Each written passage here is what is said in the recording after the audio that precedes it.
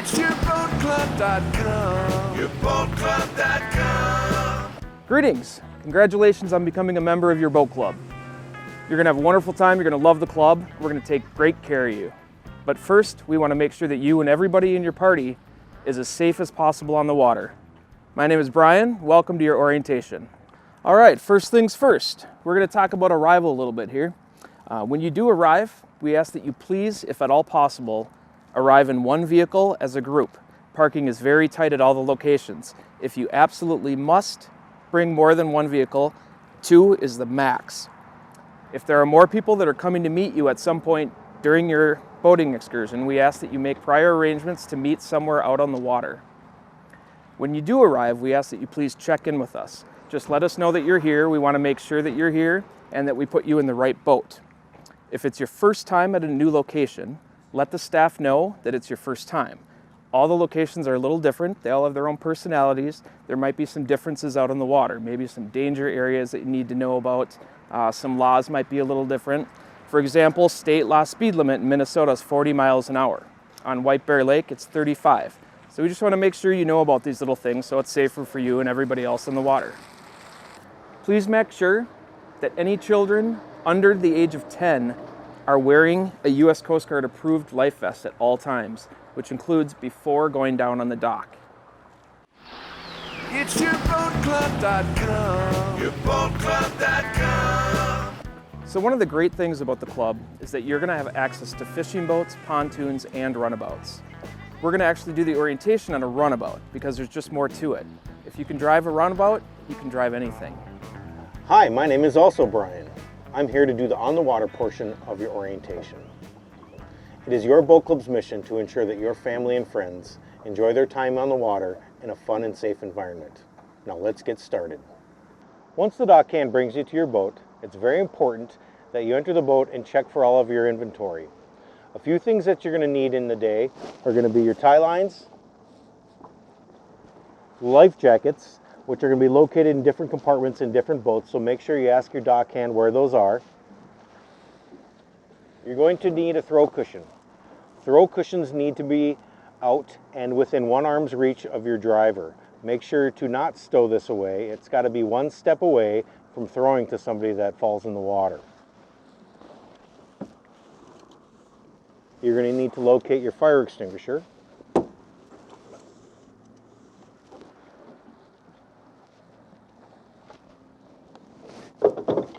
You're going to want to know where the anchor is, which is generally in a front compartment.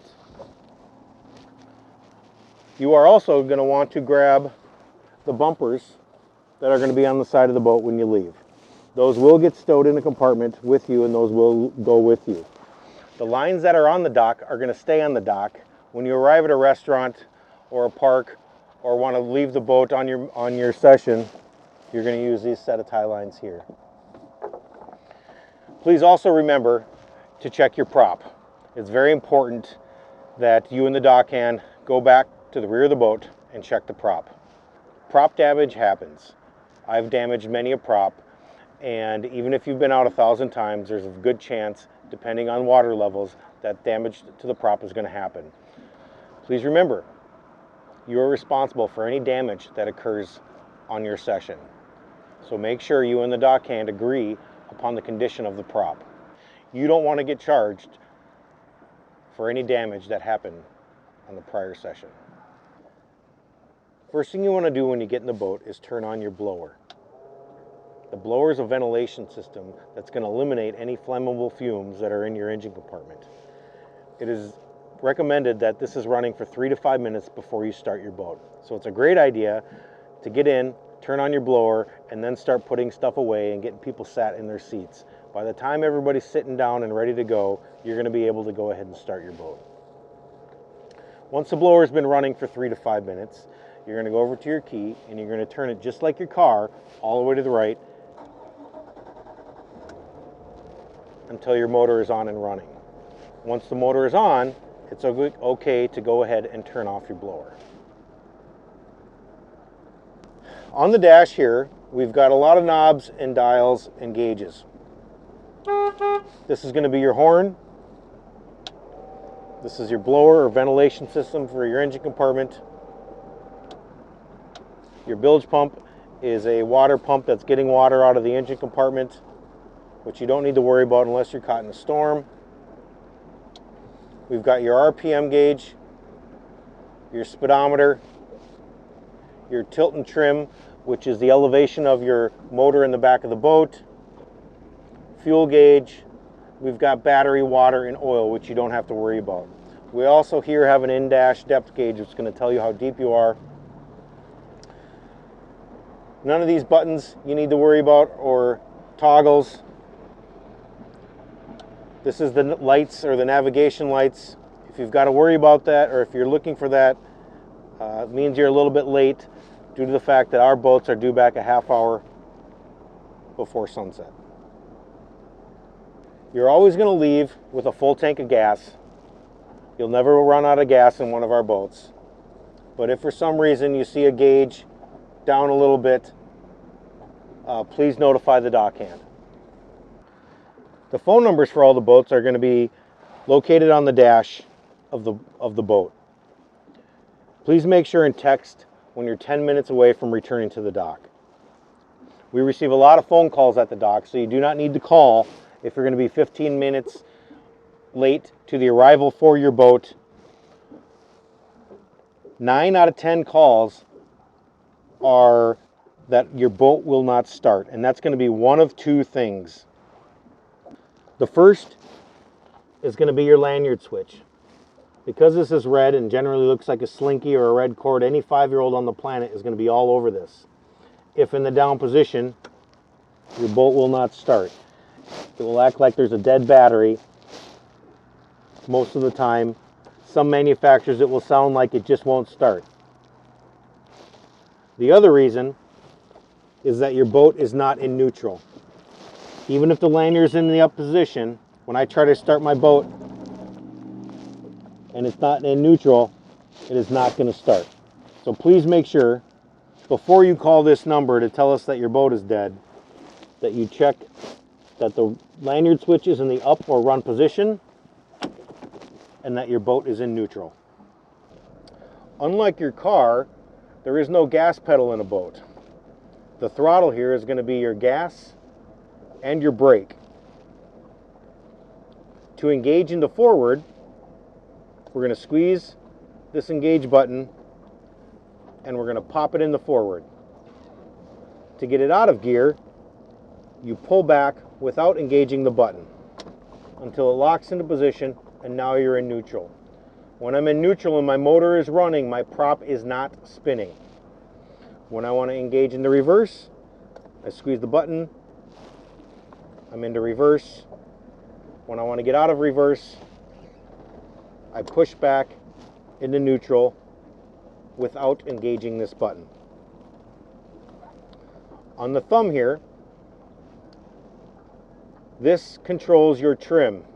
Once again, your trim is a mechanism that raises and lowers the prop in the back of the boat. As my thumb is pushed up on the top, my prop is raising. As I push on the bottom, my prop is lowering. The reason for a trim is so that when you are in a shallower area or an area you find yourself that you're not supposed to be in, you will raise this prop to get it out of the way of hitting a ground. There's also some performance measures that will go along with raising and lowering your trim, which we'll go over once we're out on the water. Depending on location, the dockhand will talk to you about where you need your trim to be. Some locations are located in shallower bays, and you're going to need your trim in a halfway position, which is directly correlated with the gauge on the front of the boat called your trim gauge. In a lot of locations, you can have your trim all the way in the down position as long as it's deep enough. Just make sure you're asking your dockhand where you need your trim before you leave the dock. As I raise the trim, the needle goes up. which means my prop is up. As I lower the trim, the needle goes down, which means my prop is down. Once again, please ask the dockhand where your trim should be when you leave that specific marina. It's yourboatclub.com. Yourboatclub.com. Once you're out on the water and it's time to go and everybody's saying let's go fast, once again, we're going to engage in the forward. We're going to make sure everybody's sitting down and has their places. Make sure your cell phone, your keys, and everything is in a safe compartment. The more I push this throttle down, the faster I go.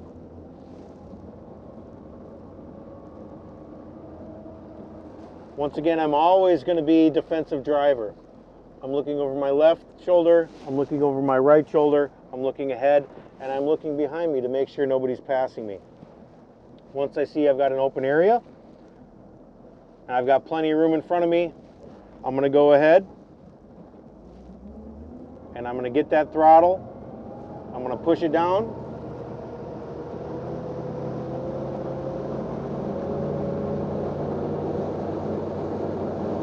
I'm going to watch the nose of the boat rise. Once the nose starts to come back down, I can match that with deceleration. Once I'm on top of the water, that's called planing out. You want to run around either on top of the water or below the water. A big common mistake for beginner boaters is to run around in a position we call no man's land.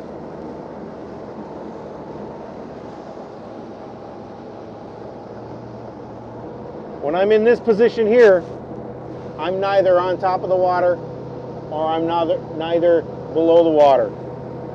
I'm just pushing around a lot of heavy water right now. Boats are not efficient to begin with, and if I'm doing this, I am just chugging gas. Get yourself up on the water, give it the gas, your nose rises. As your nose drops on the boat, I'm going to match nose drop with deceleration. I back off as my nose drops, and now I'm gliding around in a nice, efficient manner.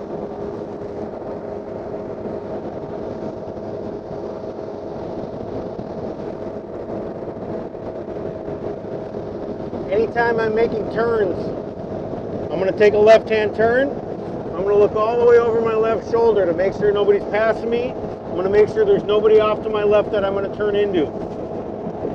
As I turn to the right, I'm going to look over my right shoulder and make sure nobody's trying to pass me and make sure I'm not trying to turn into somebody.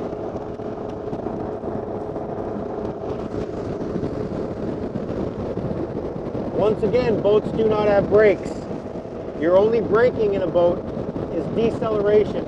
When it's time to decelerate, I'm going to pull back on my throttle until my boat drops back under plane. If I want to stop the boat, I pull back until it locks into the neutral position. One key thing to remember is that once you are in gear, I squeeze that button to get in the forward, you've got to get your fingers off of that engage button. One of the reasons is, if for some reason I was going full throttle and full speed and somebody popped out in front of me, a jet skier, a kayak, a fishing boat, if I've got my fingers on that engage button, it will allow me to go right from forward into reverse. If I'm doing that, if I do that at over 10 miles an hour, we're going to drop an $8,000 lower unit right at the bottom of the lake. So please make sure, once you're in gear, your fingers come off of that button. So once again, I squeeze the button, I'm into forward, I've looked over both shoulders, there's nobody in front of me, I give it the gas I want to go get up on plane, my nose rises, as the nose of the boat drops, I match that with deceleration,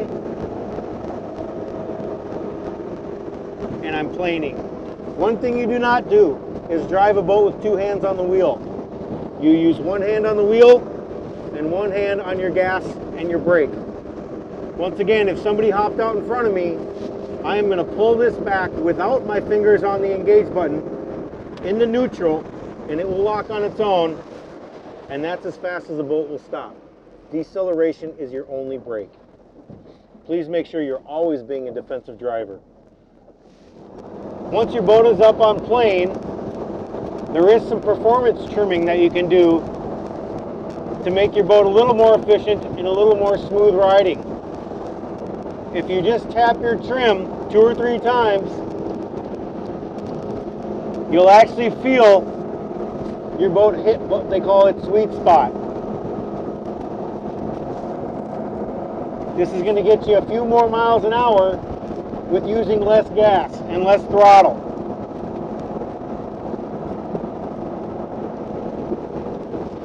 This will take some practice,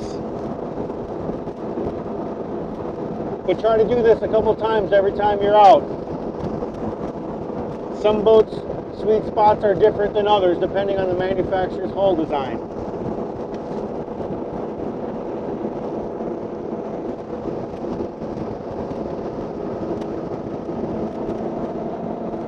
When you're out on the water for the first couple of times, make sure you're seeing what your vessel can do. Once again, I'm going to look over both shoulders, and I'm going to do some big S turns here. One thing you can't do is flip a boat, but make sure you're looking over your shoulder every time you're making a turn. As in the event of an emergency, if you had to get this boat out of the way of something, you want to know what it can do.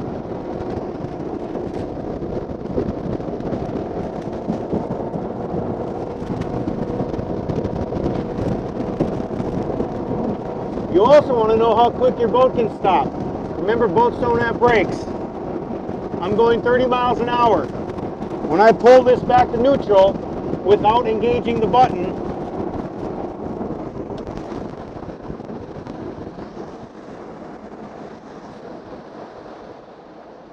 that's as fast as you can slow down. So make sure you're giving yourself proper distance between any other boat or shoreline or dock.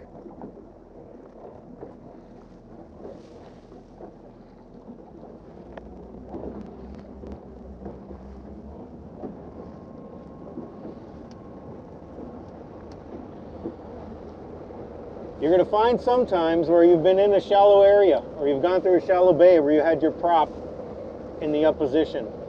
You get through the channel and all the kids want you to go real fast. Come on, Dad, let's go. And you hit it, and the nose of the boat goes straight up in the air. Make sure to remember to put your trim in the down position before you hit the throttle. Once again, all the way down for the quickest to get on plane. Once you're on top, click it a few times and you'll feel the boat settle into what we call its sweet spot. It's yourboatclub.com. Yourboatclub.com. There are many common courtesies and right-of-ways when you're out on the water. You always want to remember that defensive driving is always your fallback. However, it's very important that you understand all of these. Somebody coming from the right has got the right of way. I'm going to back off on my throttle. I'm going to let the boat go by, and I will fill in behind him. Once again, if I'm making a right, they're turning behind him, I'm going to look over my right shoulder and be a defensive driver.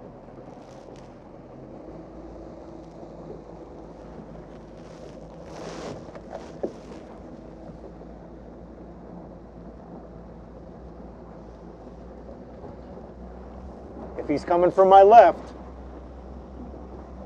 I have the right of way right now. However, he may not know that I got the right of way. So let's make sure and always be defensive driver, because they may not know. I'd rather be safe than sorry. If you're heading straight at a boat, the common courtesy is to defer to the right. If we both defer to our rights, we'll give each other plenty of space between our boats.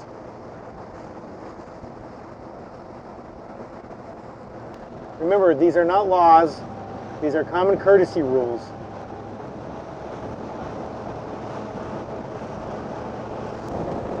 When it's time for me to pass somebody, make sure you're looking over your shoulder and you've got plenty of distance between him and shoreline or a dock. Give him plenty of space. And once again, my head is always on a swivel. I'm looking to my right, I'm looking to my left, and I gotta make sure I've got enough landing room in front of him, between him and the shoreline and dock as well. Once I give him plenty of space in front, I can go ahead and slide in front of him and proceed in the same direction.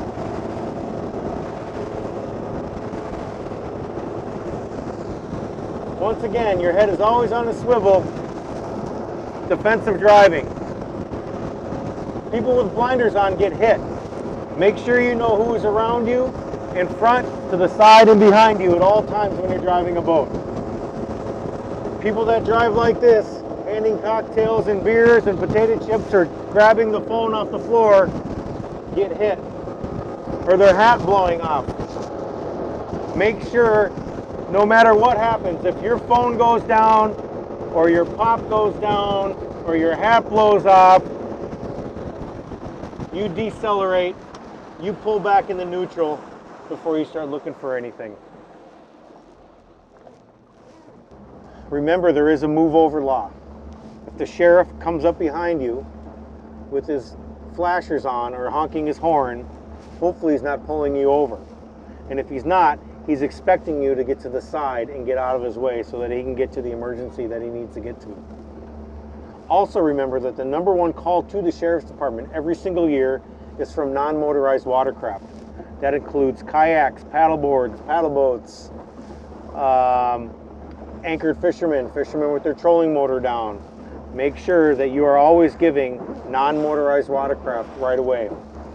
The #1 non-motorized watercraft out on Lake Minnetonka are sailboats. Sailboats own this lake. You make sure that you are not running in between any races and you're giving them right away 100% of the time, or you will get pulled over by the sheriff. One thing to remember due to water fluctuation levels is to ask the dockhand if there are any low clearance bridges out there.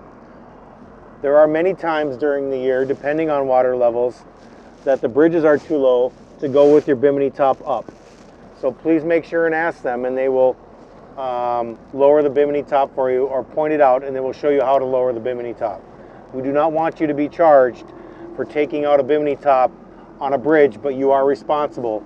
If you think or question at all the height of the bridge, it's time to put your bimini top down. When it comes to water skiing, tubing, wakeboarding, or wake surfing,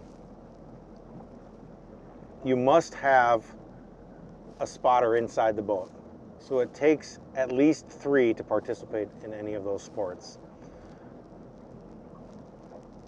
No tow rope, maybe longer than 150 feet, and a PDF must be worn by anybody on the tube, the rope, or the wakeboard. Inflatable toys are no substitute for swimming skills. Make sure you know the swimming ability of everybody in your boat. You may not know personally somebody that gets in your boat because a friend brought another friend. It's very important that you know if everybody in your boat can swim. If somebody falls in the water, before you jump in to try to save them, make sure you throw them a life ring or your throw cushion. Collisions with the second boat or another object don't just happen. 99% of the time, they're a result of inattention, fatigue, or lack of knowledge of that body of water. Please make sure and keep an eye on the weather as well. We are not weathermen, and when people call and ask us what it's going to do today, I have just as much knowledge as you do. And having your smartphone on and getting a good weather app is going to help everybody out in that incident. Please make sure and keep track of the weather about every 15 to 20 minutes. As we are in Minnesota, our weather changes quite frequently. If there is a storm on the other side of the lake and it's headed your way, it's time to get that boat in. Meeting back at the dock while there's lightning strikes didn't mean that you made it on time. Please beat the storm to the dock, as our dock staff needs to remain safe as well. It's very important that you keep your cell phone on while you're in the boat. One of the reasons is because of the weather in Minnesota. If we see a storm coming that is a few miles away, we're going to send out a text telling you to get back to the dock. Please keep your cell phone on, as we're going to be calling and texting and making sure that you guys get back to the dock safely. With lightning, if we see lightning, we are going to halt anybody going out on the water by 45 minutes. So please don't show up right after a lightning strike and think that you're going to get out on the water. We're going to make everybody wait. Once there's been no lightning that we can see for 45 minutes, we will allow you to get out on the water. It's yourboatclub.com. Yourboatclub.com. There are many different dangers and hazards out on the water. We've got rock reefs, we've got sandbars, we've got other boats. The first thing we're going to talk about is the orange and white buoys with diamonds on them. In the boating world, diamond means danger or hazard. Diamond buoys will never be alone. There's always going to be two or more, and they are surrounding some sort of offshore structure. What you want to do with orange and white buoys with diamonds on them is treat them like garden fence posts. I want to find all the fence posts, and I want to put a fence around them, and we stay on the outside of the orange and white with diamond buoys. There will never be just one, there will be two or more, and once again they are surrounding either a sandbar or a rock reef. A good analogy, once again, is find one, go to the next one, connect the dots, build a fence around them, and we keep the rabbits out of the garden. The other kind of buoys we're going to talk about are red and green navigational buoys. The easiest way to remember red and green navigational buoys is in between red and green. If you're going in the vicinity of a red and green buoy, make sure you are in the middle of them. Most red and green buoys also require you to go to an automatic slow no wake position or closed throttle position. Generally this is around 5 miles an hour, but it really depends on what style of boat you're in, and really has to occur with the size of wake that you're producing. A slower minimal wake channel is mandatory and is one of the things the sheriff is going to be looking for. If you're going too fast through a channel, you can expect a visit from the sheriff. All bridges are always slow no wake, regardless if there's red and green buoys attached to them or not. So please make sure you're abiding by that rule.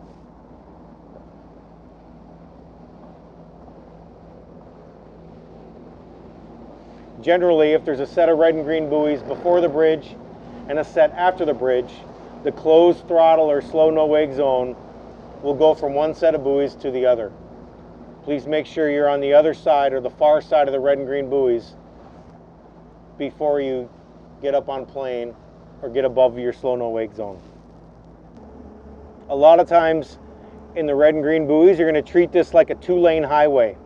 Just like in a car, I'm going to stay to the right side. A boat approaching me will be on the left side or his right side. The third style of buoy we're going to be talking about are the black and white hazard buoys. Unlike the orange and white hazard buoys, black and white buoys can be alone,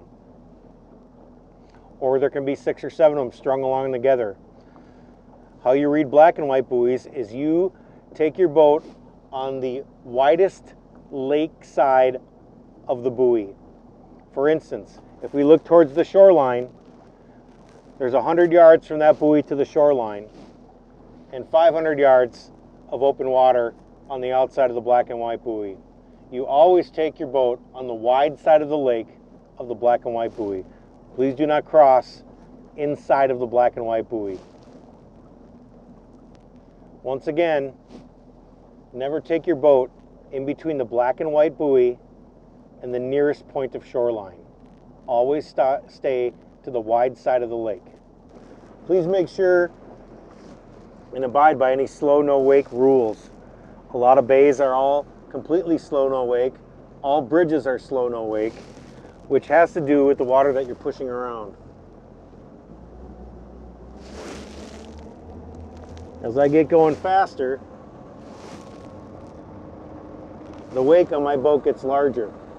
If I'm pushing any more than 6 inches of water around, I'm going too fast. Back off on my throttle.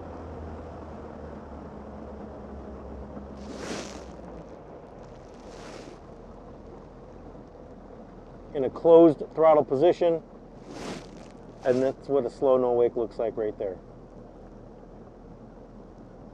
Some general laws on the water. It is illegal to operate a watercraft in a careless or reckless manner. It's illegal to operate a watercraft so that its wash or wake endangers, harasses, or interferes with any public or private property. It is illegal to operate a watercraft within an area legally marked off or set aside as a swimming area. Please do not pull your boat into a swimming beach.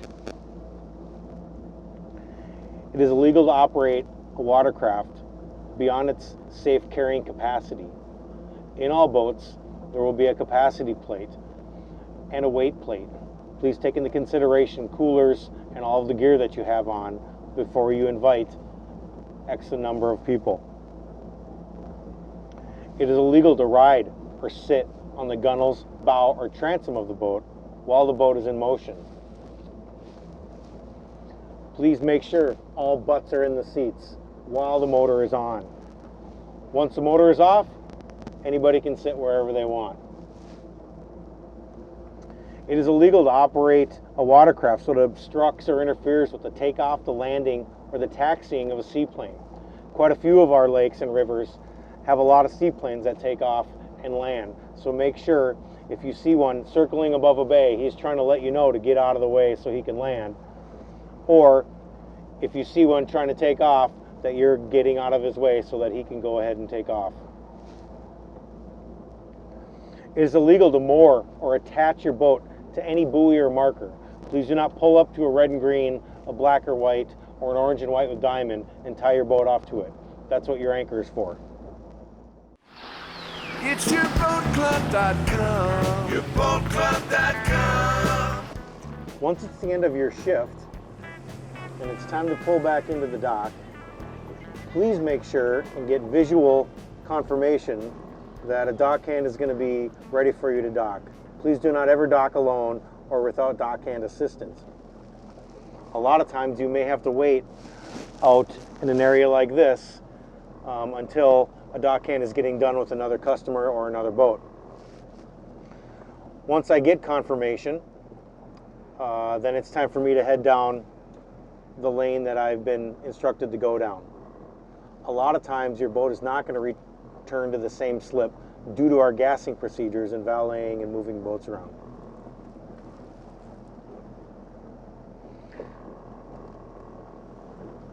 Slow is always the best method. Start that one again.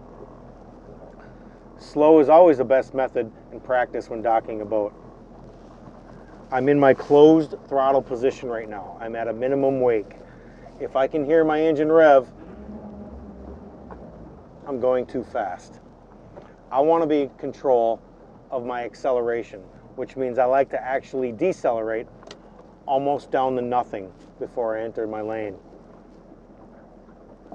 Once I've got control of my speed, I'll pop it in forward again into my closed throttle. My dock hand is at the end of the finger where I'm going to be docking now.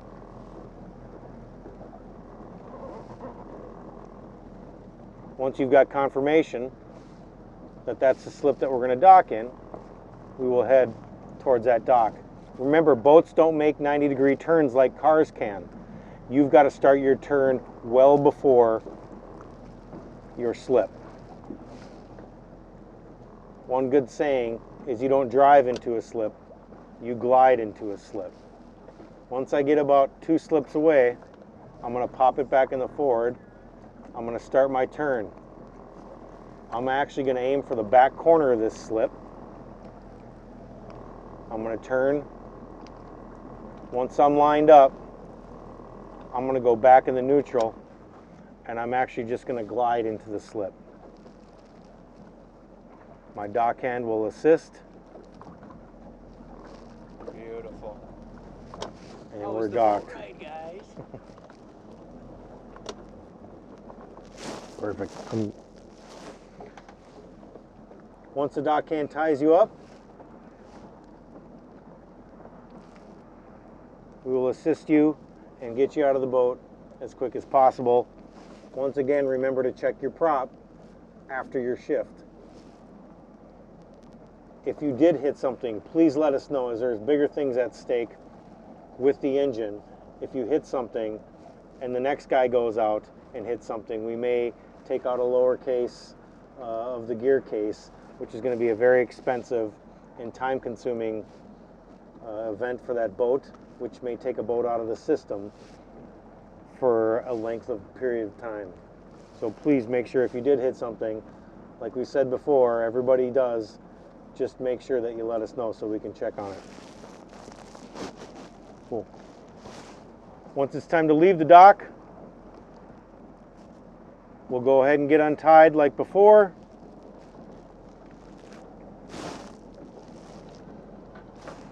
I'm going to engage button into reverse.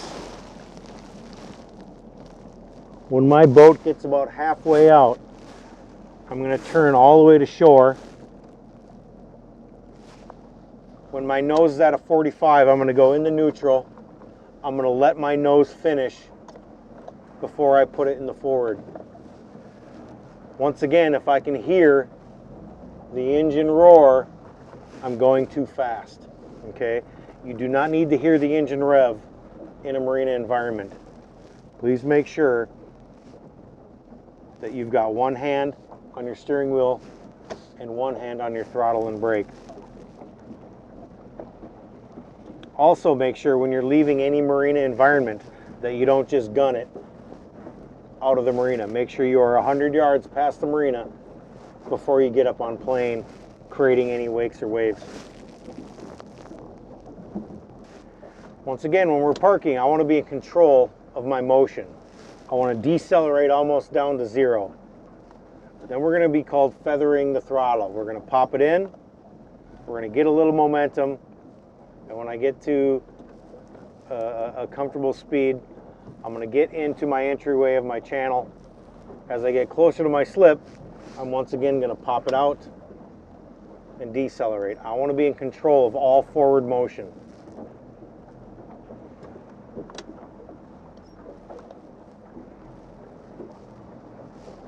One thing to remember is that wind trumps everything. And if you are ever in a situation where you feel uncomfortable to dock the boat, please text the dock hand in advance and we'll meet you at the end of the dock and we will park the boat for you. Once again, I'm in closed throttle here. I'm going minimum wake. I'm not too close to these boats, but I'm not too close to the slip that I want to get in either. As I get close, I'm going to decelerate again. I'm going to pop it out. I want to be in control of all forward momentum. I'm going to turn before I shift. I've turned my wheel. I pop it in. I watch my nose swing where I want it to go. I aim for the back of the slip. Once I'm lined up, I pop it in neutral and I'm going to glide right into the slip. Remember, you don't drive into a slip, you glide into a slip. Pop it in, pop it out.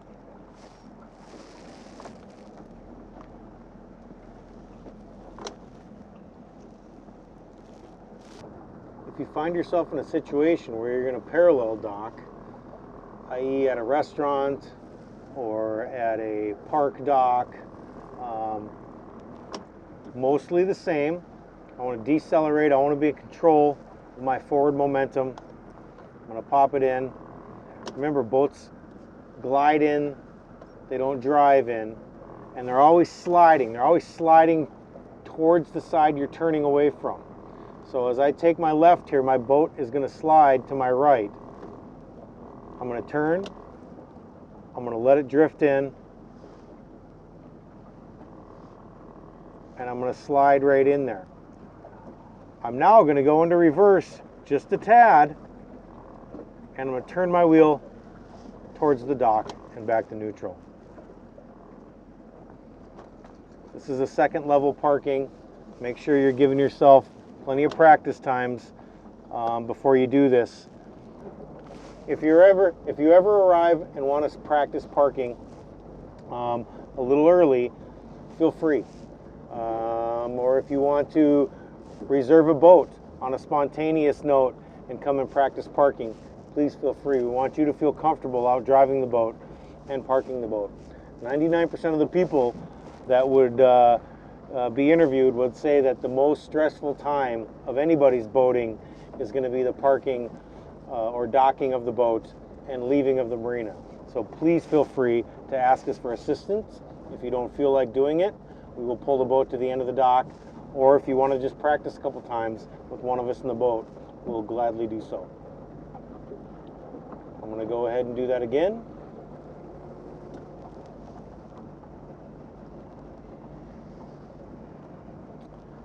As I approach the dock, I'm in closed throttle.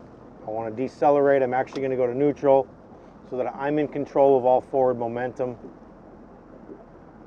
As I start to lose momentum, I'm going to pop it in. I'm going to pop it out. When I get about a boat and a half away, I'm going to start my turn. I'm going to pop it in forward. I'm going to go back to neutral, and I'm going to feel my back end kind of sliding towards the dock. As I get parallel, I'm going to actually steer towards the dock, and I'm just going to pop it in reverse and back to neutral. And now my boat will glide right into dock. There are a lot of restaurants and parks that do not have the standard dock where you're going to have cleats. You're going to see these big pillars. In these cases, your bumpers generally don't do you any good. You're fine with your rub rail rubbing onto the dock. So what you do here is you go through your cleat around, and this is for any, whether it's a cleat or a wood pillar. I'm going to go around the pillar. I'm going to go around the pillar again, and I'm going to come up and under and through that one. Okay, I'm going to do that one more time. Make sure it's cinched nice and tight, and you'll be good to go. Make sure at any case, at any restaurant, park, that you are tying up your boat correctly. The last thing you want to do is go in and eat dinner or lunch and come out and have your boat floating free and into a boat next to you. It's yourboatclub.com. Yourboatclub.com. Make sure when you're anchoring that you get it plenty of distance away from the boat. Give it extra line. You always want your anchor line at an angle. You don't ever want your anchor line straight up and down. Give it a quick tug. Make sure your anchor seats, and that'll help you stay in place while you're having lunch or doing cannonballs.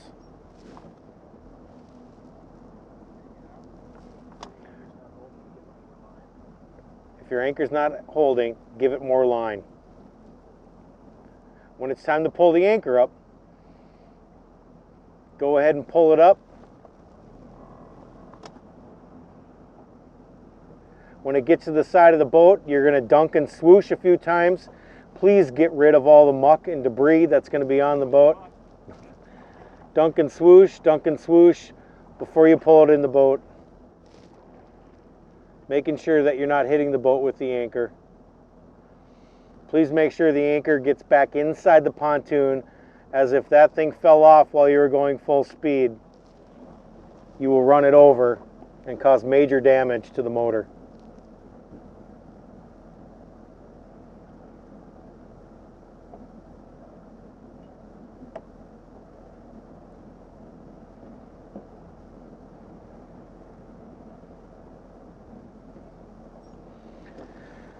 When you're leaving your spot, If your prop was out of the water because you're in a shallow area, please make sure and lower the prop back in the water before starting the boat.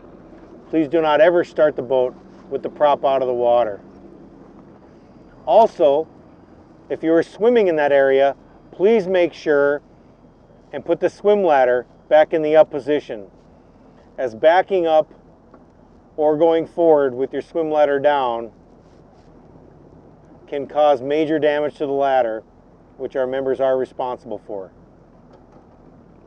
Once it's secure, you're able to get back in your captain position, start the boat, and proceed with your day. When it comes time to tow a person on a wakeboard or skis, make sure you're securing the tow rope to the ski tow eye. These are located in different positions, but are generally on the rear of the boat, somewhere down towards the lower end of the fiberglass. Ask your dock hand if you have any questions about hooking up the tow rope. It's yourboatclub.com. Yourboatclub.com. Hi, we're back and we're going to show you the differences between the runabout and the pontoon. There are some small differences between the two. One of them, and one of the biggest things, is the actual throttle. On a pontoon, if you remember in a runabout or the speedboat, there was an actual engage button where I had to push in to get in the forward and push in to get in the reverse. In a pontoon, there is not. I can just go in the forward, I can go into reverse. I've got to find that neutral or that lock position on my own. It's not going to lock out automatically. Just like in the runabout, I'm going to turn my key. I'm going to start the boat. Turn the key to the left. The motor is off. On the pontoon, I've also got a lanyard switch. If my lanyard or my run switch is in the off position or the down position, it's going to act like it's out of gas. Your boat's never going to be out of gas. So make sure before you call, up in the run position, and your boat's going to start.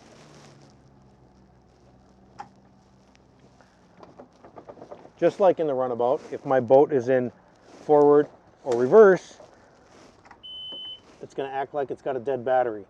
Okay? However, you've got to just wiggle it until you find that neutral position and your boat will start. Now, if your boat doesn't start after those two things, make sure and call the number that's on the dash and we'll assist you in finding out what the issue is. A couple of different things that we'd like to show you is how to get some shade. This is what's known as a bimini top. You'll unzip this. This is called a boot. So take the boot off. Please wrap it up and put it into a compartment. These are very light and very easily can fly out of the boat when you're underway. Once your boot is off, you're going to pull these arms forward. This black plastic piece will go on the front side of that clip, lock it in, and now you're good to go. Now remember, if you're traveling under any bridges, to make sure that if you think you're even close, to put this thing back down, and then actually we'll show you how to put it all the way down into what we call radar arch mode. When you want some more sun, you're going to kind of hold this up a little bit, pop that arm free. You're going to walk it to the back. Now you've got to accordion it. You've got to do the back one first. Lift up that one. And just like that. If we do find ourselves at a bridge that we can't get under without the bimini up, we've got to put that thing all the way down. We're going to hold up the arch here. We're going to pop these arms out, connect them on here, and now we're going to go down. We're going to extend these short arms.